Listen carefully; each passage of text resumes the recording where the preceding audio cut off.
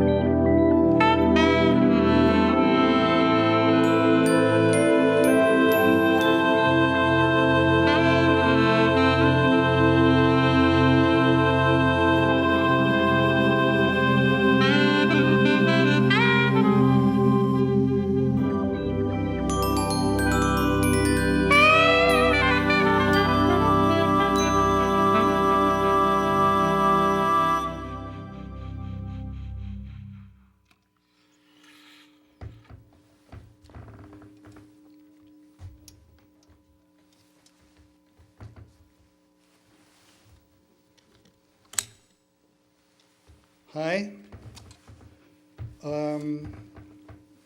This is going to be a show. I'm going to share a lot of stories about my life. My name is Fred Lipsius. Let me put my saxophone down. We've got a lot of things to do here.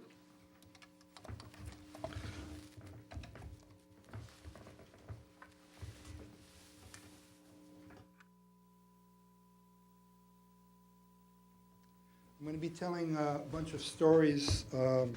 I've been writing a book in the last couple of years about my life, and hopefully it'll be out in some form. I guess it's on TV form, shorter version of all the stories.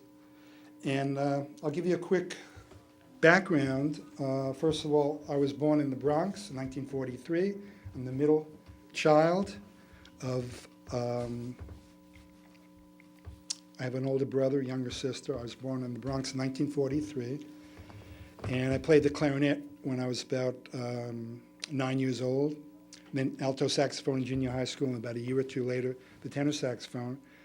And then I went to Music and Art High School downtown Manhattan, New York City, and I played piano. I never really studied correctly, so I have some very strange fingerings. I'm not going to play piano tonight. There's too many things to do. So I'm focusing on playing a few tunes to share with you. That last piece was called Thank You, God, for Love, written in 1976. And I guess the world can use love with all the stress going on and around the planet. And so basically, I want to just share some good stuff with you. It's not all going to be happy stories, but it'll be pretty eclectic. And my big claim to fame, I guess, is playing with Blood, Sweat, and Tears.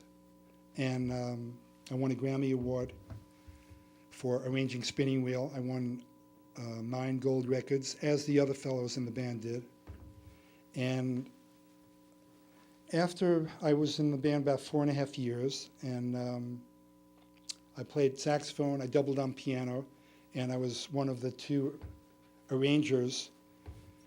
And I conducted the band and a lot of stuff, as other people did also.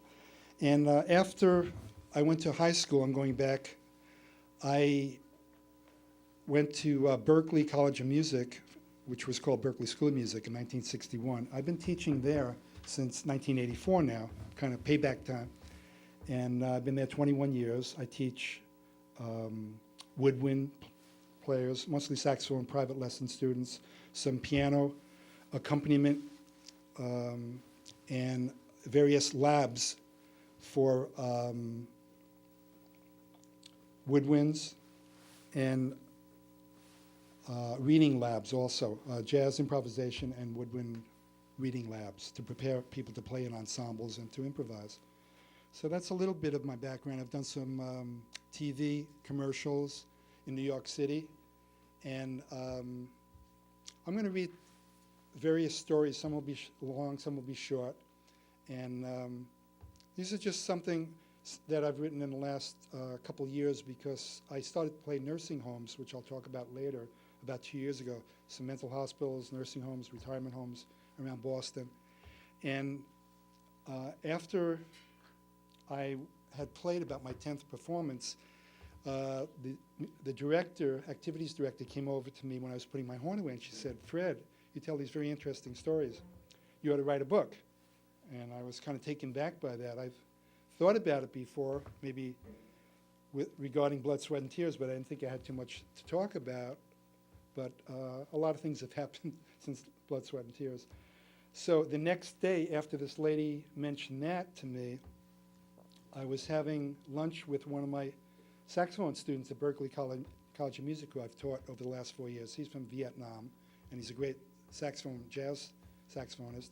His dad taught him how to play, and he has a couple clubs, his dad, in Vietnam. And I was having lunch with him, and I said, "Doc Thien, I'm really feeling good about doing these nursing homes." And I had mentioned to him before about the nursing homes, and he's kind of smiled, and he said, because I said it's very healing for me besides what I do for the other people. And he just smiled and said, you ought to write a book. Exactly the same words as the lady had mentioned the previous day.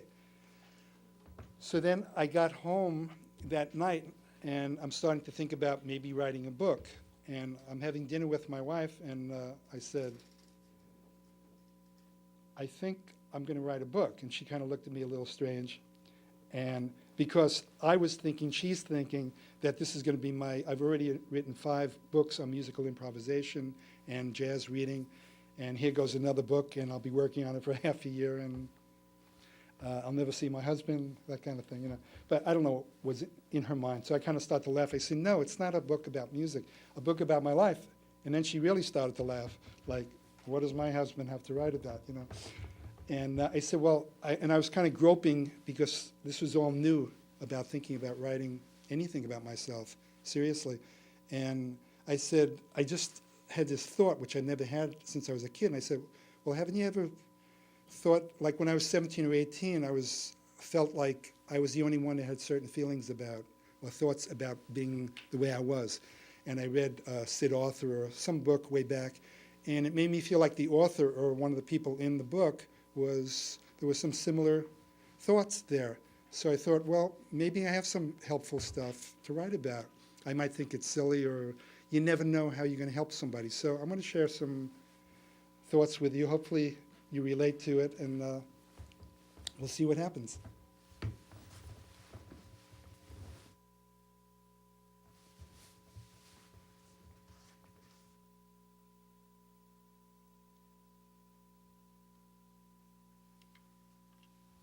We'll start with some kid stuff.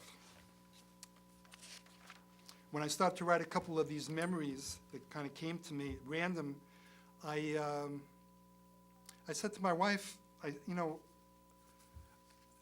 getting a lot of stupid kid stuff here that's coming through.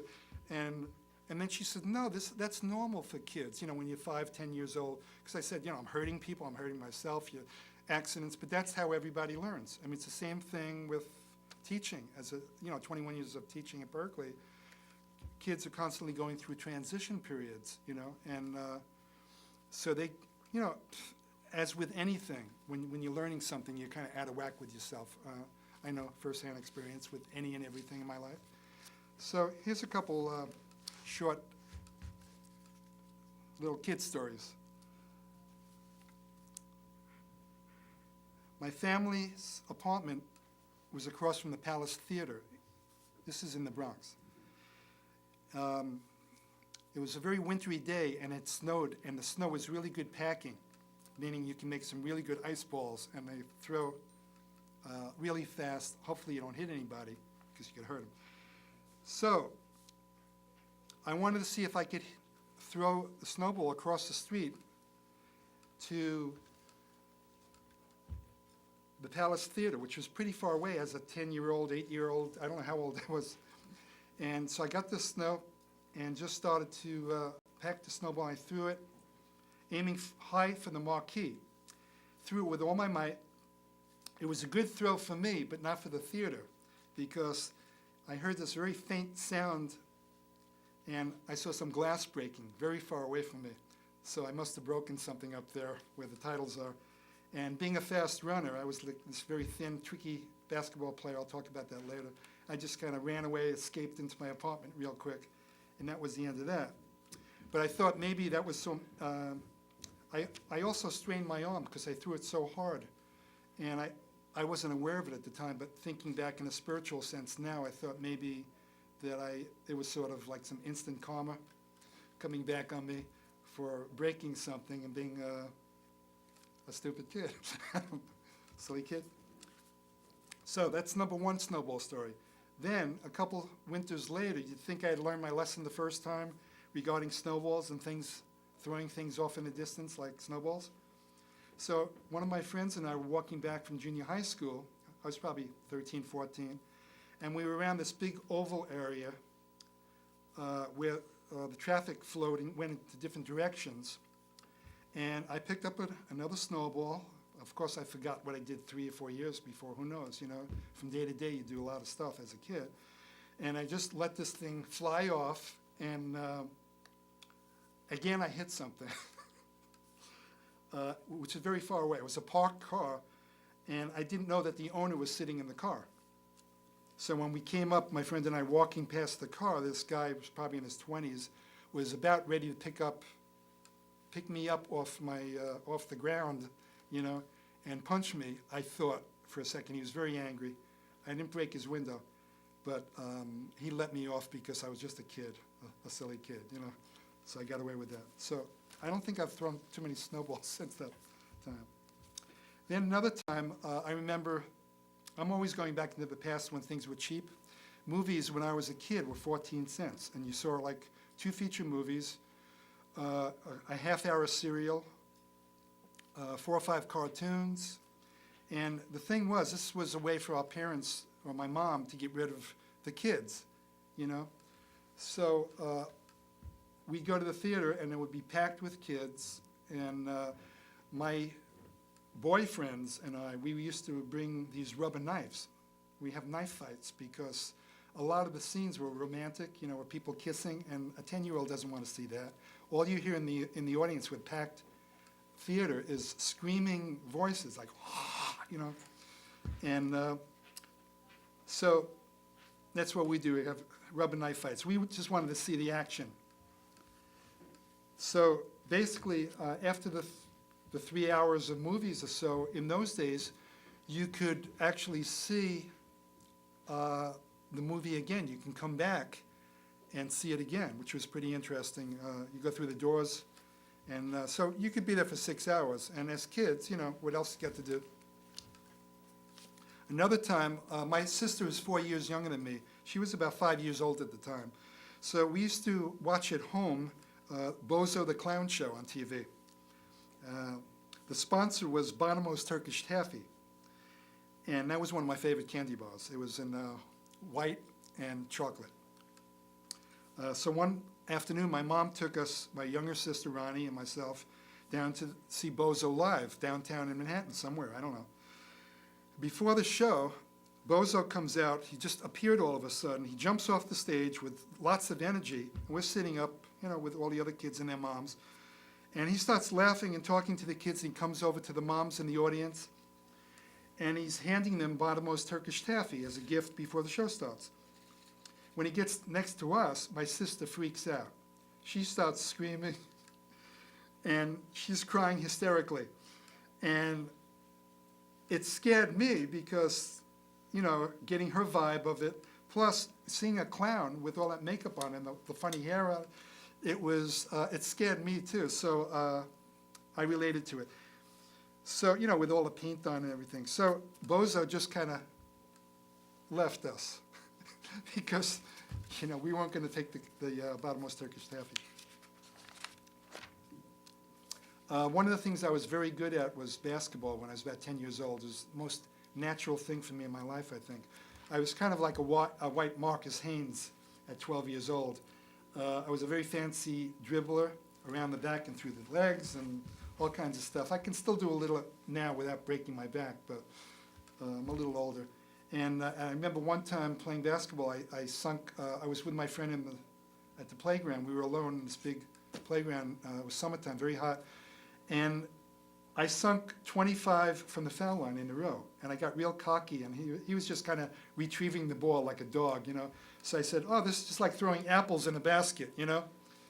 And so anyway, I was one of the better players in those days. And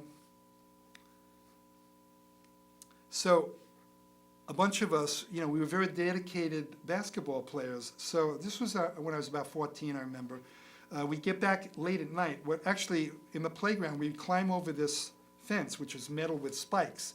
Boys have to be very careful. And when it got dark, you know, the recreation guy would close up, lock up. We'd come and play another hour because we play in the dark. So I get home, my hands would be pitch black. So the 3 kids, my mom would say, let me see your hands before we had dinner. And it was just black, because you don't care about what you look like. And she said, get in there and wash those hands, you know. So me, I would just go, like little kids, you just go to get a towel, and one little thing with the soap, dump up under the water, grab the towel, and it's black. You know, I'd go out there, you know, you think you cleaned your hands. It was just like one quick 5 seconds, you're out. And she says, let me see those hands again. Get back there and wash those hands. So, you know, and say, but Mom, you know, I thought, you know, anyway. So, you know, as a kid, clean hands are not a priority. It's kind of like, you just want to play. So it's kind of like, same like cats, you know. Cats are always cleaning themselves. And I was wondering who of my friends, like if their moms if they went through the same routine with, you know, dirtying the towels too. There was another time when my dad, well, we were coming home from my grandparents in Long Island, which was about an hour away from the Bronx. Very often on Sundays we go out there.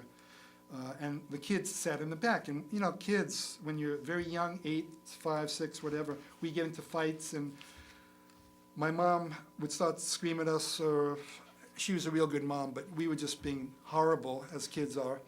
And so I guess I was the worst one. And my mom, I just got out of hand. My mom said, you're going to get the belt. Now, my dad hardly ever hit us ever with a belt, not the buckle. So that was unusual, but I guess I was really being bad. So I was getting it. So, but I was kind of creative, looking back at my notes here. So I said, when we got home, Mom and the kids went upstairs to our apartment. Well, Dad parked the car in the garage. There was no way I wanted to get hit with a belt. So I got creative real fast. I hid a hard-covered book in the expected spanking area of my pants, held in place by my belt and underwear, and hid under the bed in the hardest-to-reach spot. Now, I was about 7 years old. I was small enough to fit under there. When my dad came home, my mom reminded him of his duty. You know, he had to take care of Fred. I don't know if he really wanted to do it. He came into the bedroom and made me get out from the bed. He took his belt off, but he decided to hit me with his hand. So when he hit me really hard, and I guess it really smarted. And I got him. Not that I was trying to hurt him, but he really hurt his hand, I could see. So I ran away out of the room, and that was that. That was kind of funny. So I guess I was being creative before the music thing, you know. A baseball story. These are not all kids' stories, they're just interesting. And these didn't come to me boom, boom, boom. They were just different days as the memories came back as I was writing a little autobiography I thought about myself. I call this the smell of baseball gum. When I was about 10 years old, my dad took me to a Yankees game in the Bronx. He very rarely took me, but I went along with him. Later, when we came back and he was parking the car, I found a penny by my seat. That's a lot for a kid. A penny can buy a lot of choices of gums and candies and stuff. You're in front of the window picking, which one, you know. So I asked him if I could keep the penny. You know, he parked the car. I said, sure. I get out of the car. 5 seconds later, find a dollar bill on the street. That's heavy, you know. So he said, that was okay. You can keep that. I go back and I show my mom. And she says, you can do whatever you want with it. So I immediately went across the street to Ricky Artie's, the candy store there.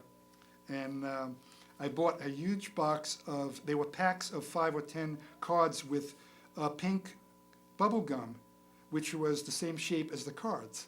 And as kids, we used to flip them to see who can win. And if if someone flips, you get heads or tails, you win the card. So I had about 100 cards. I came back with a big box.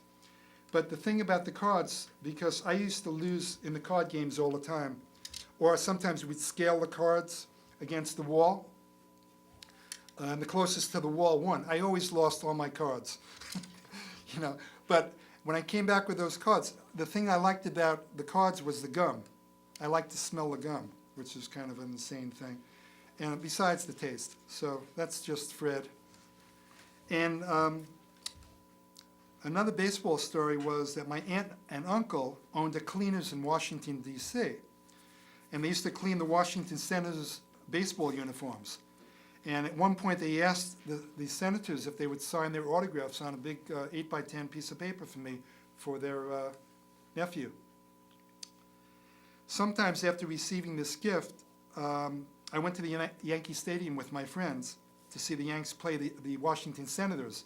And one of the stars on the team, I think he was a shortstop, was Eddie Yost. And he was on the on-deck circle. And we had seats right near, I think, third base or somewhere very close. And a couple of my friends embarrassed me by yelling out to Eddie Yost to get his attention. They yelled out something about my aunt and uncle's cleaners, which kind of embarrassed me. I didn't want the attention. I was a pretty shy kid anyway. So he just kind of smiled back, and that was that. But I kind of wondered whatever happened to that sheet of paper with like 20 or 30 autographs, because I'd probably be a wealthy person right now with all those autographs. So I think that does it for the kid stories. Getting tired of being a kid. Some of the early music influences I had, I didn't really plan how I'm going to do this, standing up or talking or reading. I kind of know my stories, but there's a flow here that I put down that I liked. Early music influences, this is going real back in time. I can remember being in my crib, I was probably 2 or 3 years old, being very touched by hearing music played on the radio. My mother used to play a lot of music, so that was probably a big influence of old records and things. And I was in kindergarten one day, and my teacher played this recording for the class. There's about 30 of us. It was an orchestral piece, and I was very taken by the sound of I didn't know what instruments, a French horn. I mean, it's very captivating when you're a kid. You know, I was just like in wonder. So she told all the kids to hop and skip around the room to the music. So I was like mesmerized by the sound. It was just blowing me away. And so when I tried to get up and skip, I don't know if I was like a little slow, but I just didn't know which foot to start with the skip into the hop or the hop into the skip. And I don't know if someone pushed me off to get me started or what. But anyway, hearing the music was it was a very deep thing for me. It used to go really into me very, very much. So, you know, it was interesting because in one of the yearbooks, in one of the books we sold at the Blood, Sweat, and Tears concerts, there was a picture of me and pictures of each of the members in the band with a little blurb. And it said something like, I'm paraphrasing, Fred is music. I'm not, someone else said this, I'm not. But someone else said to me, you're very pure with the music. I never really thought about it that way. Like, my mom didn't make me play. You know, some other people are real good players. Their parents made them play. My mother used to, when I was a kid, say, are you still in there practicing? You know, not as a put down, but I was very dedicated. I just loved it. And so that's me. In junior high school, this is a talent show. During my last year in junior high school, 127, my friend Stan Schwartz, who ended up playing with Melissa Manchester, piano and saxophone, we were in the rock and roll band that won the Talent Scout contest that year. We played one of my friend Stan's tunes, which he sang and played the piano. He's kind of like a Jerry Lee Lewis. Very good. His mom was a classical piano. He was a naturally talented piano player, and he could play rock and roll great at 13 years old and sing, and played saxophone too. But I was playing tenor saxophone, he was playing piano. So the funny thing was, we were on stage, the auditorium was packed with 13-year-old kids. When we played, they were screaming. I mean, there were people playing classical and doing all kinds of stuff. And we didn't know, this is the first experience for us, but I was playing my horn kind of like this.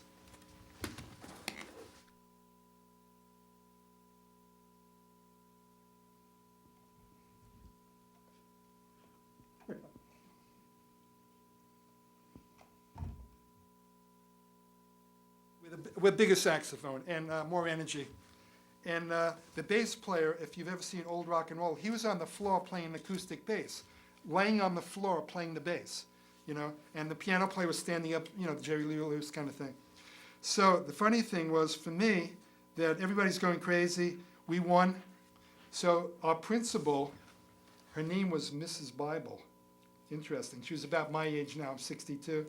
You know, she was kind of like an old person then to me. She very reluctantly gave us our award, you know, because she didn't like the rock and roll, and we had gotten everybody, you know, the audience was crazy. They were going nuts, standing up, screaming. We got them. It was real rock and roll, you know. So she reluctantly gave us this award, first place, and I guess, you know, she didn't share our view of the musical antics on stage. But Stan and I and the others got our moment of fame at junior high school, 127. In the Bronx. By the way, the Bronx is the only borough with a "the" in front of it. It's not the Manhattan. It's not, so that's my claim to fame. Junior high school prom, pretty funny. I played the junior high school prom with Stan also. He played piano. I was playing tenor. There was a trumpet player, a couple other people in the rhythm section. We made about $10 each. Big money for a kid, 13, 14 years old. Now this was funny. I remember playing Tequila and Cherry Pink and Apple Blossom White, if you remember those tunes. Now, the thing was, we didn't have a drummer. We had this friend that couldn't really play, but he tagged along with us. He came to this rehearsal. We found this guy, Mark, that was a few years older. He's a high school kid. And we went over to his house, and we rehearsed. So when we got to the prom that night, we brought along our drummer friend. And this guy, Mark, he saw this girl that I grew up with. She's a very attractive girl. And he saw her on the dance floor. And he's the drummer, right? So after we played a tune or two, he gets off his drums and he starts dancing with this girl, leaving us without a drummer. So the other drummer comes over. We had to use him, which was kind of not too good. But so basically Mark, our original drummer, probably the best musician in the group, he's dancing with this girl for the whole night. That was pretty bizarre. So that's the tale.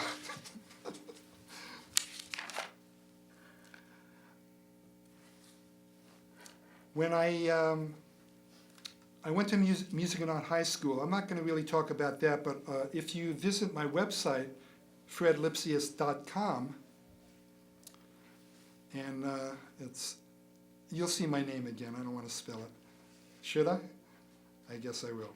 Fred, we all know Fred, sounds like Lipsius, LIPSIUS.com, okay? I have lots of stories. I got pictures of my wife's. My wife is from Japan. We met in 1982 when I was doing a Simon and Garfunkel tour. I'm kind of jumping around here. It's free form. I hope I don't bore too many people here. I'm just improvising all this. We met in 1982 when I played with Simon and Garfunkel. I was one of the saxophone players there. And I talk about how we met. I met my wife in a dream a couple months before. And you're going to read, I have about 12 stories about my mom, silly kid stuff, serious stuff, whatever. And I have about 15 to 20 pages of my wife's kimono Japanese bags, which she made by hand with machine or hand sewn, which are very beautiful, which we're selling, she's selling. Of course, I take some of the money, And, but there's a lot of interesting stuff. I think you'll have fun looking at it. I have some of my creative computer art I've been doing for the last couple of years also. I hope to sell that soon in some form or other. I'm not sure what yet, but I have about 200 pictures I've done. It's just been out of total love. And it's fun because I didn't practice to do this. It's just happened from learning computer stuff. So after Music and Art High School, which was down in the Harlem area, I'm going to pass that. And I went to Berklee College of Music in 1961, which was called Berklee College of Music. I might have mentioned that. Met a lot of good friends that are still my friends, that I work with sometimes. After that, shortly after, one of my friends I went to Berklee College with, a piano player, my friend Lou Forestieri, called me to join this guy, Billy Fellows. And he was an impressionist. He used to sing. He had a very nice voice, but he had music on tape. And he used to do impressions of them. And we had a band with an organ player, so it was a pretty full sound, a saxophone, drums, and organ. And sometimes we'd play along with tapes. Billy would sing, but it was really mimed. He could sing live, but he would have everything on tape, and he just pressed a little thing on the mic here, and it would turn on a tape that he had next to inside of a keyboard. He played a piano piece also. So a lot of the tunes he did were impressions of other people, like Sammy Davis, That Old Black Magic, and Such a Night by Johnny Ray, and a lot of other things. Bobby Darin, Mac the Knife. Yep. And I was playing piano on this one number. I call this passing on an opportunity. It's not necessarily bad. And I'm playing up at Grossinger's, New York, one of the top hotels in the Jewish mountains, and I was playing, doubling on piano on this one tune. Billy was singing live. We're in our tuxedos with pink ruffled shirts, and this guy, I was playing the piano, and this guy comes up to me, he lays the card down, and he says, "Come over to my table." Everybody's dressed up. And I finished the tune, we finished the set, and on the set I was featured on a Cannibal Adderley tune. I played the one jazz piece. I'm basically a jazz player during the show. The rest was more like Tony Bennett, Sinatra kind of music, great stuff, but not bebop. So I go over to the table, meet this guy and his friends, and on his card I noticed, because I hadn't taken the time to look, he was the vice president of what was it? United Artists, I think, Records, which is a big company. And basically he said, "I want you to call me this week because I want you to do your own album. And you can use any artists on the label, any of the top jazz players to back you up." I was 19 years old. And I never called him because I was a shy kid, and I couldn't imagine being up on stage speaking or whatever. And also, I didn't think I was that innovative compared to the great players like Charlie Parker or John Coltrane or whoever. So let's just call it, I passed on an opportunity. I think it's time to play another tune now. This is called That Inside Feeling. When I get my horn, I start to play here. This I wrote in 1993, and it's on my Better Believe It album, which you can find on my website.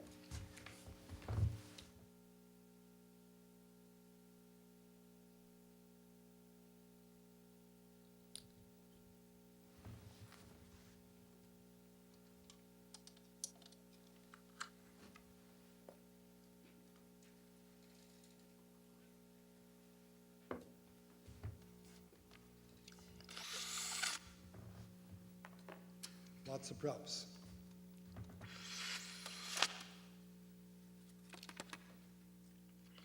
I think we did that tune already.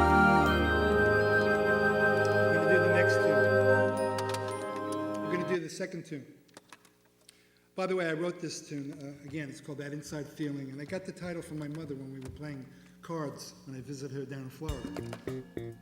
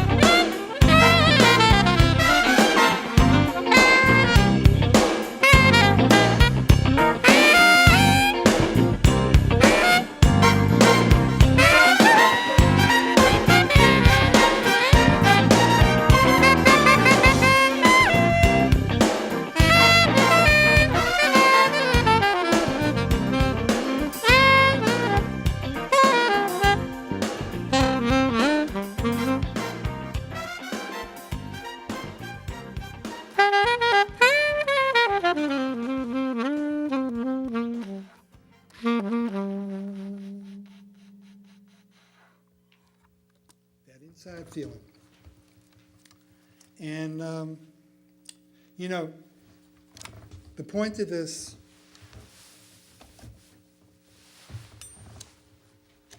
song, or those lyric, is that a lot of times people in a spiritual sense, they don't understand, or they may not realize that how a lot of people are looking for God. And the presence of God is one of the things that you think you have to see some man with a beard up in heaven somewhere. But the intuition, what comes through for each of us as a creation of God, that's part of the gift. And that makes us unique. So like when my mom said to me, I was playing and I won it, one of the hands and cards. We were playing some game of cards, and she said, "You got that inside feeling." I just felt something and I won. But I'm not saying everything that you feel is going to work for you. But a lot of times for me, when I follow a little whisper inside me, if it feels good rather than something kind of funny or negative, that's the way I think God speaks to you, And that's just one way. People hear voices too, and lots of other stuff.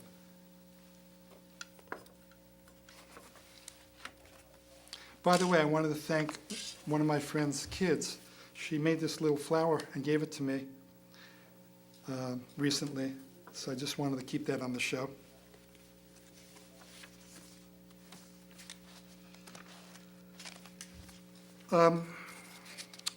I'd like to read, this is not really my story, but this is a story from my friend Jack Scarangella, who's a very close friend of mine. And he's a drummer. We have the same birthday, but he's 11 years younger. Doesn't make him bad. He's just younger. And he's in New York, and we've played together.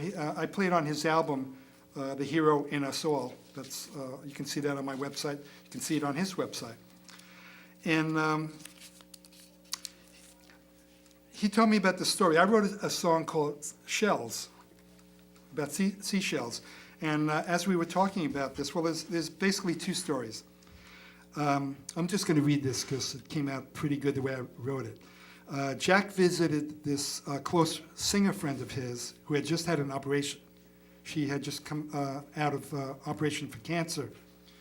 And she's very tired and afraid. She's in the hospital. And he spent some time with her at the bedside. It was getting dark outside, and he was going to leave soon. She asked him to sing a song, because she just wanted something simple to ease her mind after the operation and make her feel better. He really didn't know what to sing. He wasn't a singer. He's got, I don't want to say a funny voice, but he's just not a singer.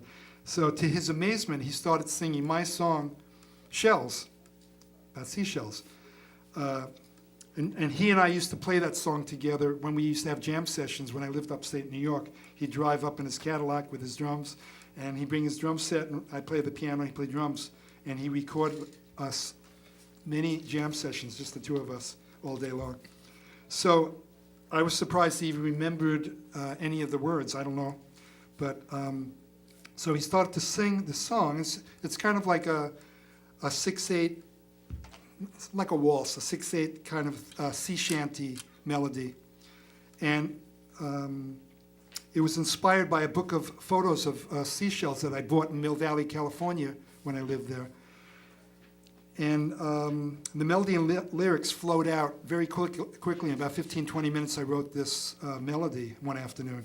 And the verse goes something like this. I don't know what he sang to this lady, but it's. I feel I could sing it because I'm kind of like an older alfalfa voice. I'm not going to sing it, but it's shells, all kinds of shells in the ocean.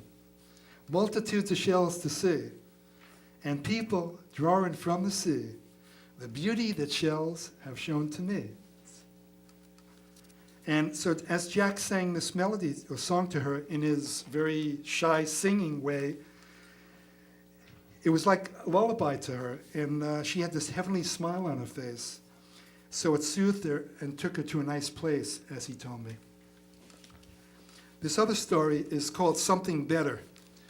And this has some interesting overtone to it, which I'll mention at the end.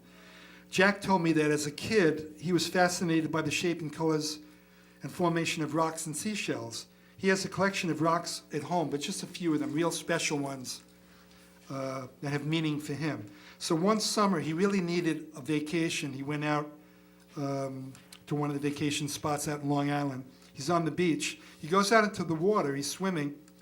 And after about 40 minutes, and he's searching for shells or rocks, so he comes up with this, with his hand, with this beautiful shell in his hand.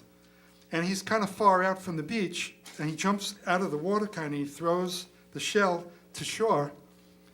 And then this kid, this little boy, comes walking by on the shore with her mom, with his mom. And he starts jumping up with excitement with a big smile on his face because he found this shell, this beautiful shell that Jack just threw on the beach. And Jack's screaming into the wind because he's too far away. He's going, no, no, that's my shell. And being that he was too far away, it got lost in the wind. So the boy's happiness, seeing this, Jack decided to just let it go. And Jack thought, well, enjoy it. You got a great shell, little guy. Jack felt he'd never find another shell like that as the kid walked away with his mom. But he hoped he might anyway. He dove back in the water with his hand clutched. To his surprise, he came up from the water with this beautiful big shell. This was even better than the other shell he found. It had colors and stars and like the universe on it. It was unbelievable. And so Jack's thinking, here's a beautiful gift, after he just gave away something he didn't really want to give away. So the little story about this is about love. There's a lot of wisdom and love contained in here. The point is, I feel, if you're willing to give something away that's of value to yourself with love in your heart, life will give you something greater. It all has to do with surrendering, letting go. So even though it's not my story, I thought it was very beautiful. We have a few minutes left. I wanted to mention a funny story playing at the nursing homes. To date, I've done about 60 nursing homes and mental hospitals, and I have a lot of stories about, but that's where my stories began, or I started to even think about my life again. And as I mentioned earlier, and one of the funny stories was the first place I played was at a mental hospital, which kind of scared me, but I was open for it. And I was up to 2 o'clock in the morning preparing all these songs, and I just didn't know, even if I play a loving song to a group of people, someone might freak out. This is Fred speaking. I don't know mentally disturbed people. Not that I'm so perfect, but so I was pretty uptight about it. And the activities lady in her room, before I went into the room where I was performing, I'm kind of uptight about, what am I going to do? And she just smiled at me with this confident smile, like, anything you do, Fred, it's going to be great. They'll love you, And there were a couple people there that were Blood, Sweat, and Tears fans, so they were looking forward to seeing me.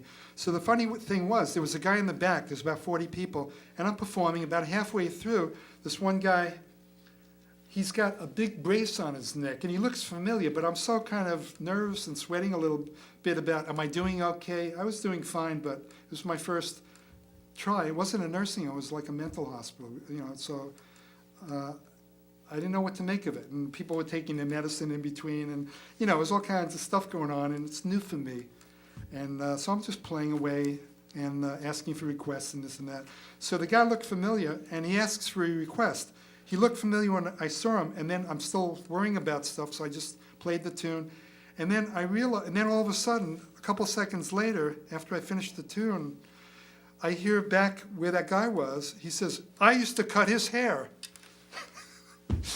And I look at him, and it's Ricky, my old barber, from 15 years ago, 10, 15 years ago. My wife and I knew this guy. He was a little younger than me, but he used to work at a very nice hotel in Boston for an old Italian guy who owned the place. So Ricky was a rock and roll singer, and he used to love to hear Blood, Sweat, and Tears stories. And he was very gracious with me. He's a nice guy, gave great haircut. So here he was going through, and he had a brain operation. He tripped on some steps or something, and whatever. So I kind of consoled him a little bit, happy to see him. So the other part of the story was, I'm right next to this older woman sitting there, and there's no expression on her face at all, right? During the whole hour I played, near the end of the thing, except when I looked at her close, there's one tear that had dripped down, flowed down. It was just hanging in on her cheek. She's a little heavy there and just kind of stuck there. And I don't know if she was crying because I wasn't good or she was really touched by it. And then there was also, right at the end of the hour that I played, an old gentleman, I mentioned that I'm going to play Don't Blame Me, an old tune that my mom used to like. And I said, this is one of my favorite songs. And as the man was exiting, I guess he had to leave. He didn't want to stay for the end. And he turned around and he said, that's one of my favorite songs also. And then he left. So the point of that was, I was kind of getting a pat on the back spiritually, I thought, from God saying, Fred, you're doing okay, don't worry about it. That's how I took it. So that's another way I see that God speaks to us, not just intuition, through other people, through animals. You just have to be aware and be grateful. I wanted to share, I need to do this impression. I didn't sing on the last tune, but someone at the nursing home asked me, do you sing? So I said, not really, but here's my impression of my wife when I sing. I'm being funny now. So, here's the audience at the nursing home. So I start to sing.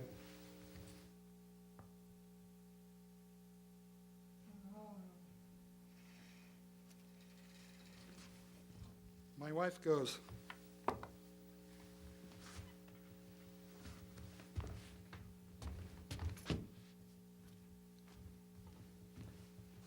that's it.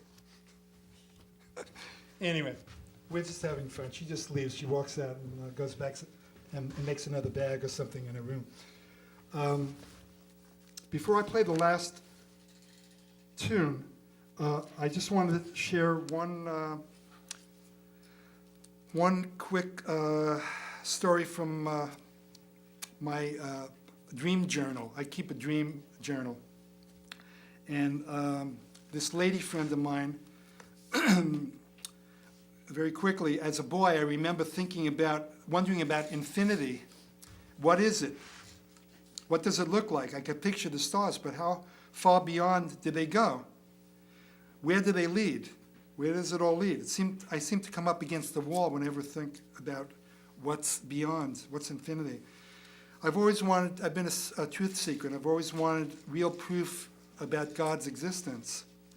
Words from books are not the thing, and hearing from somebody else ain't going to do it for me. So when I was in my late 30s, this lady friend of mine who was studying a path that I follow now, Eckankar, Religion of the Light and Sound of God, suggested that I try a spiritual exercise, very simple, that anybody could try. They can try any religion. It's not going to change your religion necessarily. I'm not trying to bring people in. I just want to share this with you. It's a very healing word. The word Hu, H-U. If you sing that, Hu, any way you want, for a couple minutes, close your eyes and just relax.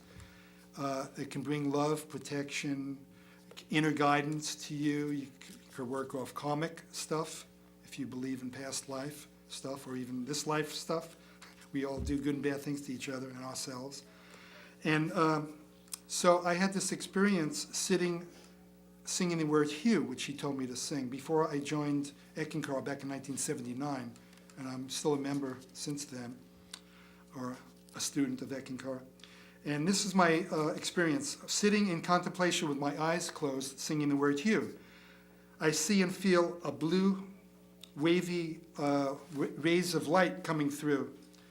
And from different angles, I feel a jolt. And before me is this blue face of a master, just a head in blue with a beard. And I felt like I was transported back 1,000 years into time. And I didn't know what to make of it, but it felt very comfortable. And it left me, but there was a feeling of deep love, and I wrote a tune. This was actually one of the masters in Eckankar, Rebazar Tars, I think, who's from Tibet. He's a very ancient Ek master, still in his physical body. And he came to visit me in that form, in a form that I could understand, just a blue face of him. And I wrote a song called Waves of Love. And I performed this at a seminar some years later. But I'm going to just move on. And Debussy is one of my favorite composers. I'm going to end with a piece that he wrote called Reverie. And I recorded this. This is on my new album. You can buy it. Look onto my website, Pure Classics. That's one of the tunes. I didn't write any of the material. This is Reverie by Debussy.